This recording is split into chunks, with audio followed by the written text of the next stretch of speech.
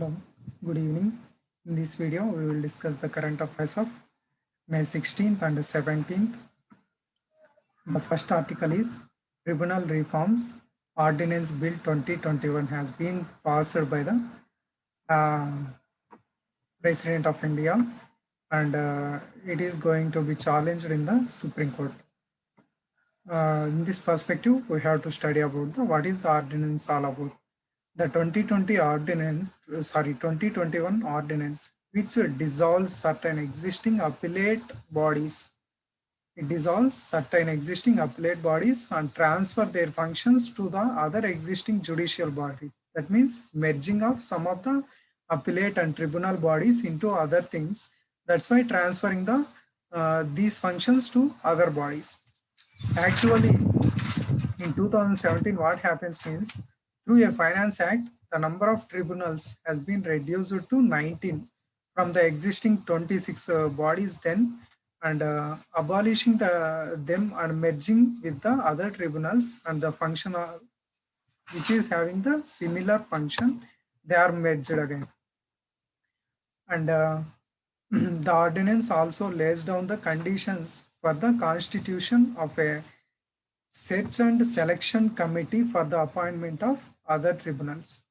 It also lays down certain conditions for the constitution of a search and selection committee, for which appointment of other tribunals has to be done with the permission of this search and selection committee, which is going to appoint the members of that tribunals or appellate bodies. What is the issue all about this ordinance means? Before going to discuss the issue about the ordinance, let's discuss the key features of the Tribunal Reform Bill Ordinance of 2021. As usually, chairperson and members of the tribunals will be appointed on the recommendation of a search and selection committee, which is going to headed by the Chief Justice of India and a judge of Supreme Court, who is nominated by the Chief Justice of India itself.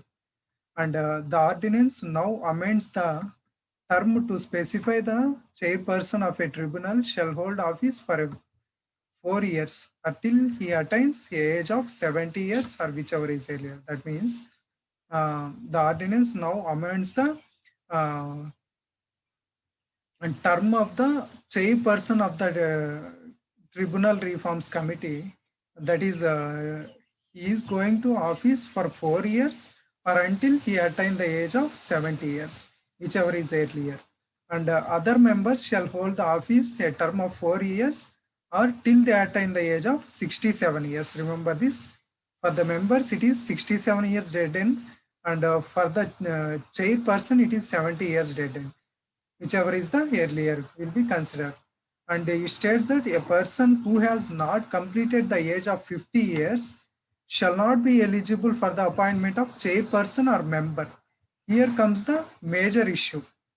The person who has not completed the age of 50 years does not be selected as a chairperson or member of such a tribunal. That's why it is very controversial, because age doesn't decide the talent. That's why here comes the issue. Before, there is no age limit. Issue with the ordinance, no judicial impact assessment was conducted prior to the abolishing of the tribunals through this ordinance. Before going to abolish some of the tribunals by passing this ordinance, no judicial impact assessment has been conducted, which have to be compulsorily to be conducted. ఈ tribunals abolish చేసే ముందు, ఈ ordinance pass చేసే ముందు ఒక judicial impact assessment అనేది conduct చేసి ఉండాలి, కానీ ఎటువంటి జుడిషియల్ ఇంపాక్ట్ అసెస్మెంట్ అనేది కండక్ట్ చేయలేదు. Many provisions of the ordinance such as age limit of 50 years for the tribunal member and 4-year tenure of the chairperson are contrary to the directions issued by the supreme court earlier. That's why it has various issues involved in this ordinance. For example, in Madras Bar Association case, Supreme Court observed that tribunals should be manned by persons who are suitable or qualified or competent to discharge the judicial power and whose independence is not suspect. In such a case, the qualified person or competent person who is going to discharge the judicial powers, he may not be attain the age of 50 years, thereby limiting the qualified persons. It is a somewhat controversial. And coming to the other issue, Supreme Court issued directions to ensure the greater autonomy and independence for the tribunals to make sure that the function is more effectively. Supreme Court issued the directions to ensure the more autonomy and independence. By this ordinance, the autonomy of the tribunals and their independence also has been compromised. Coming to the tribunals, these tribunals are generally quasi-judicial bodies, that is, semi-judicial bodies mentioned under the Article 323A and 323B of the Constitution. Quasi-judicial means they work like courts only, but they are half-level type of court system. That's all. And coming to the next article, that is the Production Linked Incentive Scheme, PLI scheme, which is a PLI scheme for large-scale electronics manufacturing may miss the target due to the COVID situation. These are the report. The PLI scheme was launched to manufacture IT hardwares. A minute. The PLI scheme has launched in order to encourage the indigenous production boosting of various industries, not only IT hardware, so on so things. There are so many sectors. The PLI scheme has been implemented. One of these is IT hardware companies boosting, such as laptop, tablets, and all-in-one PCs and servers. All these manufacturing things, IT hardware comes play. Under the scheme, the government offered incentives ranging from 1% to 4%, a range of 1% to 4%. An incremental basis of the sales will be provided between the 1% to 4% based on the performance of the sales on the year on year. That's why it will attract large scale investments in the electronic value chain by providing these incentives. The government of India think like so. And however, companies have to meet certain localization norms. What the companies have to do, they want to meet certain localization norms eligible for the incentives. That's why boosting the domestic industry, so that we have produced our goods on our own. And coming to the other things, recently 19 companies, just a minute. Recently, 19 companies, both global and domestic companies, have applied for the scheme, and they have announced that they fall short for the short of projections from the exports, production, employment, and incremental investment due to the COVID situation. And what are the major issues covered here means incentives does not even cover up the loss of the transaction. That means వాళ్ళు ఇచ్చే 1% to 4% incentives అనేటివి even వాళ్ళకు వచ్చేటువంటి లాస్ని కూడా cover చేయలేకపోతున్నాయి. దీంతో పాటు apart from this, the travel restrictions delays in supply of the capital goods. Travel restrictions ఏవైతే lockdown వల్ల ఇంపోజ్ చేశారో, ఈ ట్రావెల్ రిస్ట్రిక్షన్స్ అనేటివి సప్లై ఆఫ్ క్యాపిటల్ గూడ్స్ని డిలే చేస్తుంది అనమాట. For example, Chinese early recovery from the pandemic has also impacted the supply of the components and equipment for other companies. Chinese economy త్వరగా recover అవ్వడం కూడా దీనిపైన effect పడింది అనమాట, supply chain పైన. And localization norms to a PLI scheme, which mean to encourage the exports, may not comply with the WTO regulations, which will be challenged in the future. ఏదైతే localisation norms PLI స్కీమ్లో follow కావాలా అని ఉందో, ఈ localisation norms అనేవి WTO రెగ్యులేషన్కి అగైనెస్ట్గా ఉన్నాయి కొన్ని. That's why it will be challenged in the court in the future. And coming to the other things, electronic manufacturers are facing challenges such as demand for the chips and the demand for the chips are outweighs the supply. Supply చిప్స్‌కు వచ్చేటువంటి ఈ mobile chips వచ్చేటువంటి supply అనేది ఉండే డిమాండ్‌ని అవుట్‌వే చేస్తుంది. కావాల్సినటువంటి supply అనేది రావడం లేదు. Non competitive export infrastructure non కాంపిటీటివ్‌గా ఉందన్నమాట. These are the major issues involved in this PLI scheme of the large scale manufacturing of the electronic sector.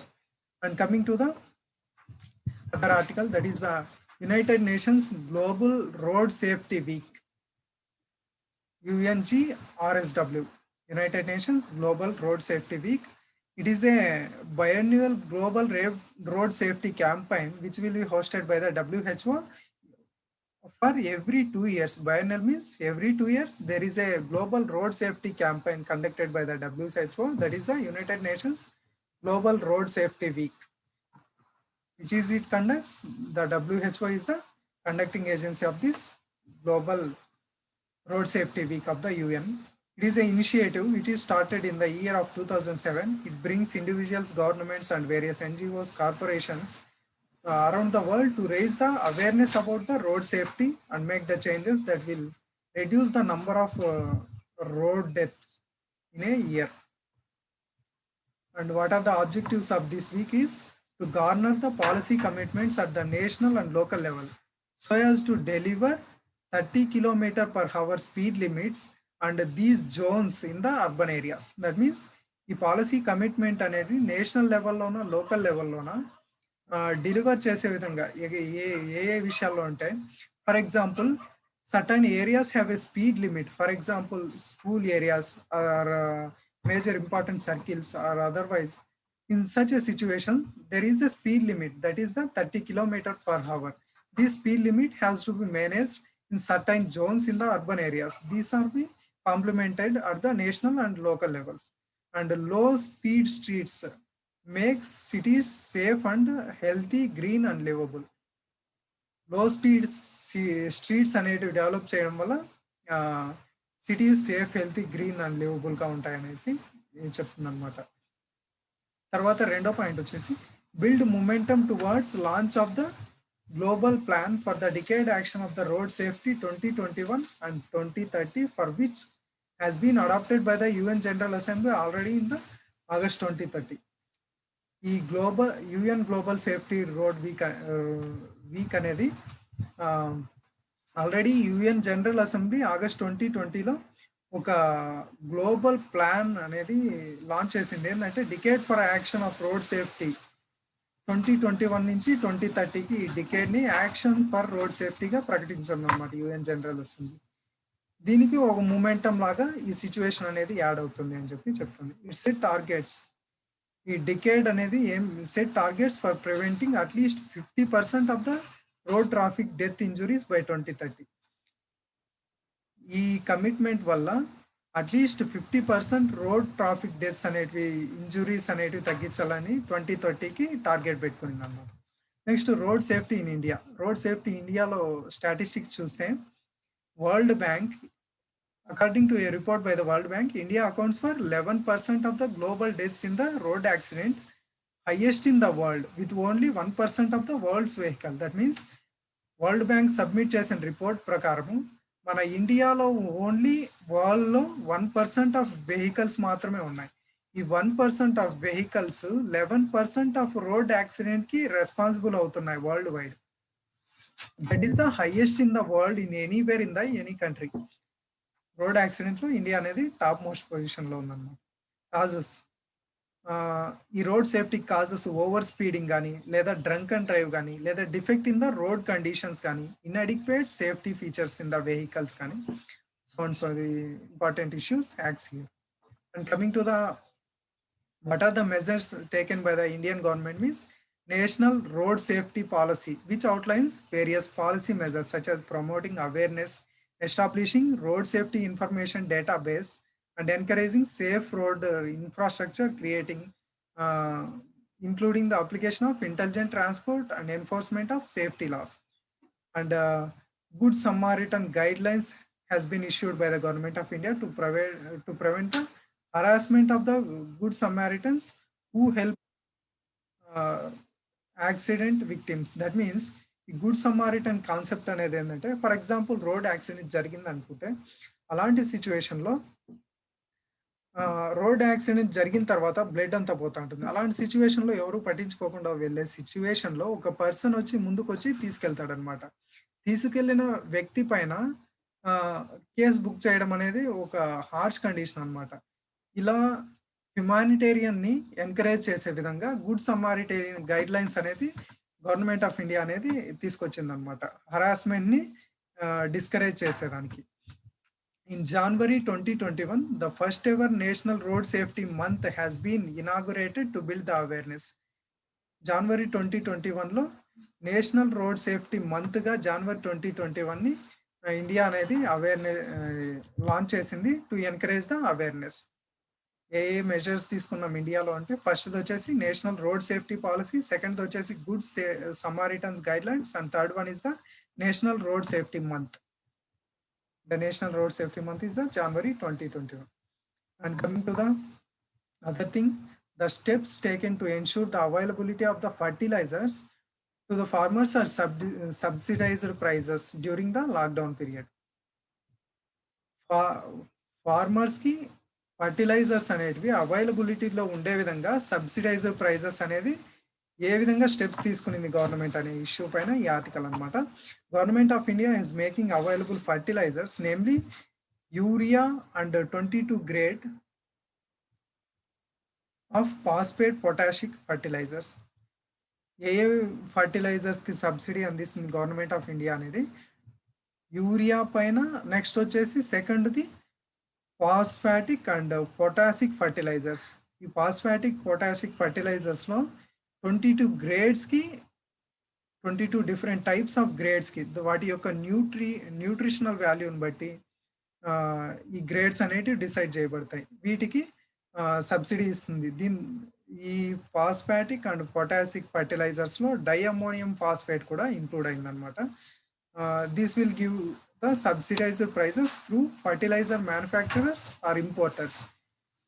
ఇవి ఎక్కడ ప్రొవైడ్ చేస్తుందంటే సబ్సిడీస్ ప్రైజెస్ డైరెక్ట్గా ఫర్టిలైజర్ మ్యానుఫ్యాక్చరర్ కానీ లేదా ఫర్టిలైజర్ ఇంపోర్టర్స్ కానీ ఇది డైరెక్ట్ బెనిఫిట్ ట్రాన్స్ఫర్ ద్వారా లేదా different type of transfer methods ద్వారా ఈ సబ్సిడీస్ అనేది ఇస్తుంది అనమాట. Coming to the state of the urea.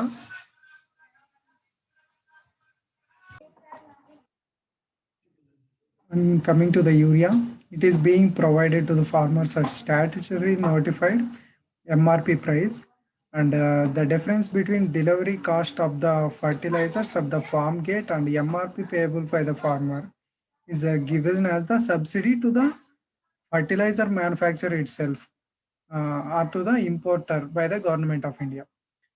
Coming to the for phosphatic and potassic fertilizers, government is implementing nutrient based subsidy. That means under the nutrient based subsidy, a fixed amount of subsidy decided on the annual basis that is provided on each grade of the subsidized phosphatic and potassic fertilizers depending upon its nutrient content. That's why the grades will be divided based on the grades. The fixed amount of subsidy will be given to the certain fertilizer manufacturers. From March 2018 onwards, the direct benefit system has been introduced. Through this, the subsidy payment has done to the companies only when the actual sales to the farmers has been done by the retailers. Then only the direct DBT system, the subsidy has been transferred. And each retailer has their own point of sale mission linked to the Department of Fertilizers, Urvarak DBT portal, through which the point of sale has been linked, through which the DBT has been done. And coming to the fertilizer subsidy incurred in 2021 and 2020 and 2021 is estimated little over 80,000 crore rupees. And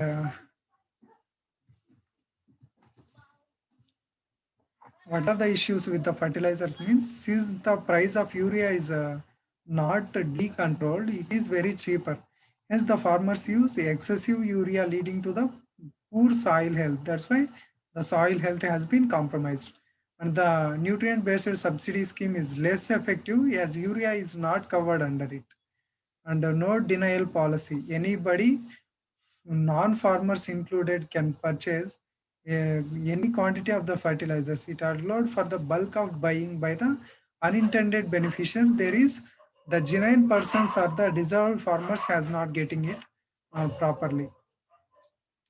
And coming to the another article, that is the China completes his historic Mars spacecraft landing recently. Through this Tianwen 1, the China has successfully landed this mission on the surface of the Mars, making the China only the uh, second space mission after US. That means only US and China has landed their spacecrafts on the Mars till now. Our country has launched only Orbitar mission, which is a first interplanetary mission. Only it orbits around the Mars, not Mars. And about the mission, uh, under the mission, a Jarung rover has been landed on site. Uh, a vast plain known as Utopia Plantia. On this plane, it has been landed. The Jurung rover, powered by solar panels, and it will probe the surface and subsurface of the planets. That's why performing the in situ chemical analysis on the soil composition. What is the significance of Mars means? By through these Mars missions, there is we will find the evidence regarding the life on the Mars. And the other thing is Mars is the only planet that human can visit or inhabit in the long term, in the near future. And coming to the other things, the first one is the National Crisis Management Committee, NCMC. It is set up in the wake of the natural calamity for effective coordination and implementation and measure and operations. And it functions under the Ministry of Home Affairs.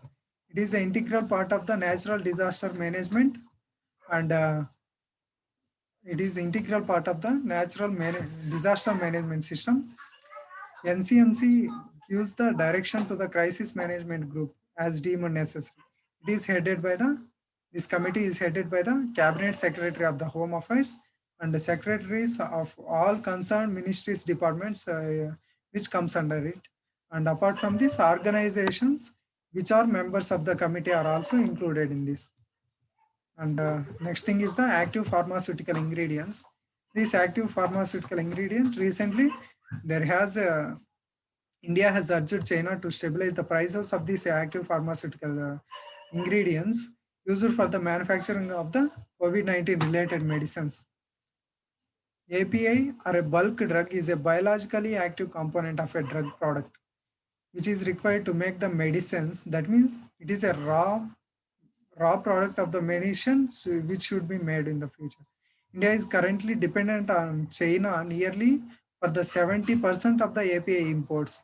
However, under the Atmanirbhar Bharat, India has taken several initiatives such as development of 3 mega bulk drug parks in partnership with various states, and Environment Ministry has exempted green impact assessment needed for the bulk drug makers as an incentive. And coming to the other thing, that is the Mission COVID Suraksha. This Mission COVID Suraksha announced under the Atmanirbhar Bharat 3.0 in order to enable the development of the indigenous, affordable, and accessible vaccines of our country, to produce the indigenous vaccines. And the mission will augment the capacity of indigenous productions of the Covaxin under the mission. The government has provided financial support under this as a grant to the vaccine manufacturing facilities to enhance the production of the capacities. This all about the Mission COVID Suraksha mission. And the second one is the Center Guidelines for the COVID-19 management rules in the rural, peri-urban, and the tribal areas. Here, health infrastructure shall be aligned in 3-tier structure. What is this 3-tier structure is? The first tier is for managing the mild or asymptomatic cases, where a COVID care center has been established for the mild cases. And coming to the second thing, for the management of the moderate cases, here that a dedicated COVID healthcare center has been established. And final one is the for the management of severe cases, a totally dedicated COVID hospital has been dedicated for it. This is the three-tier structure of this COVID management.